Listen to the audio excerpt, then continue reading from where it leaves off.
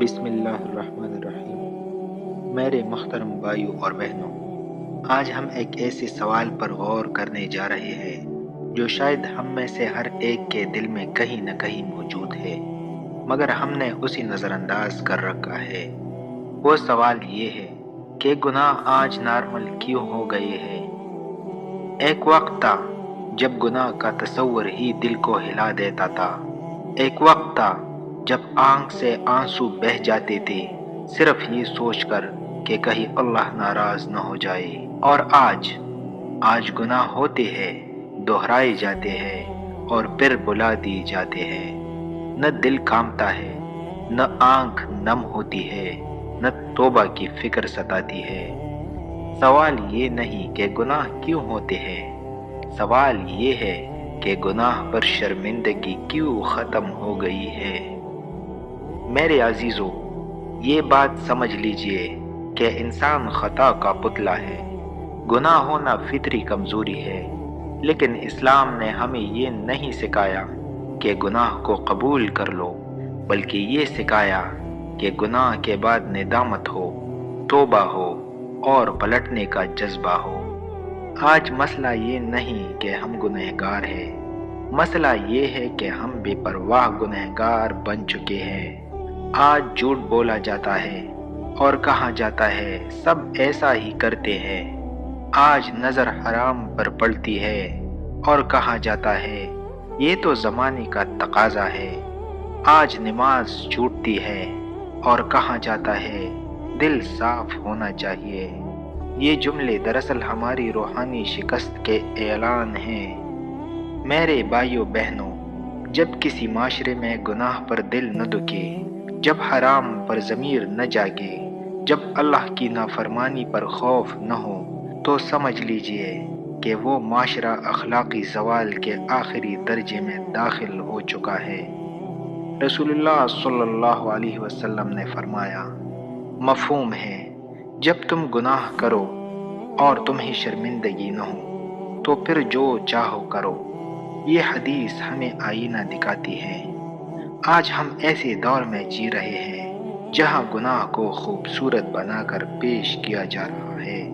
حرام کو آزادی کہا جاتا ہے، بے حیائی کو ترقی کہا جاتا ہے اور نافرمانی کو سیلف ایکسپریشن کا نام دیا جاتا ہے۔ سوشل میڈیا نے اس فتنے کو اور بھی گہرا کر دیا ہے۔ آنکھ گناہ دیکھتی ہے، کان گناہ سنتے ہیں، انگلی گناہ پھیلاتی ہے اور دل خاموش رہتا ہے۔ پہلے گناہ چھپ کر ہوتے تھے، آج فخر کے ساتھ کی جاتے ہیں۔ میرے دوستو، یہ تبدیلی اچانک نہیں آئی، یہ زوال ایک دن میں نہیں آیا۔ یہ اس وقت شروع ہوا جب ہم نے چھوٹے گناہ کو چھوٹا سمجھ کر چھوڑ دیا۔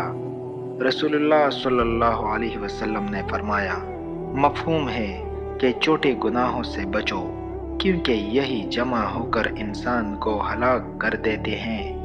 آج ہم کہتے ہیں بس ایک ویڈیو، بس ایک میسج، بس ایک نظر، بس ایک جھوٹ، اور یہی بس ایک ہمیں اللہ سے بہت دور لے جاتا ہے۔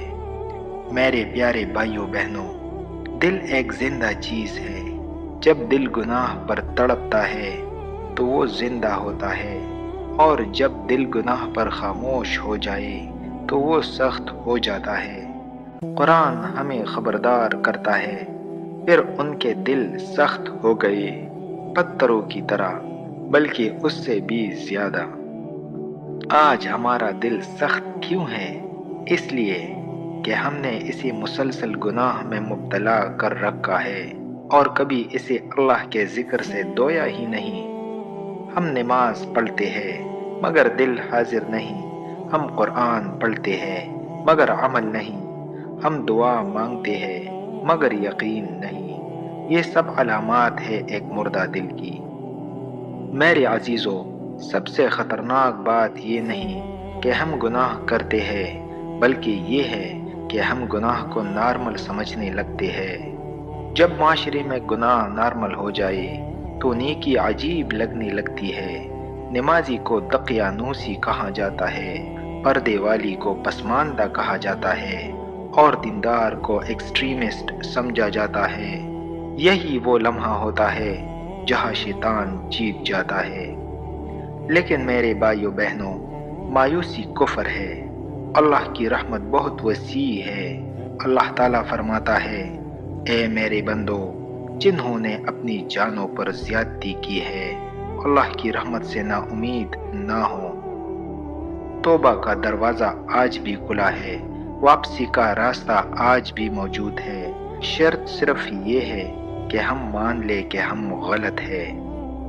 آج ہمیں خود سے ایک سچا سوال پوچھنا ہوگا، کیا ہمیں واقعی گناہ برا لگتا ہے، یا ہم صرف دوسروں کے گناہوں پر تنقید کے عادی ہو گئے ہیں؟ اصلاح کا آغاز دوسروں سے نہیں، خود سے ہوتا ہے۔ میرے پیارے دوستو، آئیے آج نیت کریں کہ ہم گناہ کو گناہ سمجھیں گے، حرام کو حرام مانیں گے، اور اللہ کی نافرمانی پر شرمندہ ہوں گے۔ ہم کامل نہیں بن سکتے، مگر سچے بن سکتے ہیں۔ یاد رکھیے، اللہ دلوں کو دیکھتا ہے، نیتوں کو دیکھتا ہے، اور واپسی کے ایک قدم پر بھی خوش ہوتا ہے۔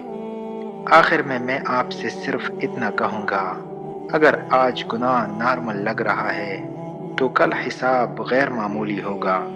آئیے، اس سے پہلے کہ بہت دیر ہو جائے، اللہ کی طرف لوٹ آئیے۔ یا اللہ، ہمیں گناہ سے نفرت، نیکی سے محبت اور سچی توبہ کی توفیق عطا فرما۔ آمین یا رب العالمین۔ اگر آپ کو ہماری یہ ویڈیو اچھی لگی ہو تو ویڈیو کو لائک اور شیئر کریں، اور ہماری چینل کو سبسکرائب ضرور کریں۔ شکریہ۔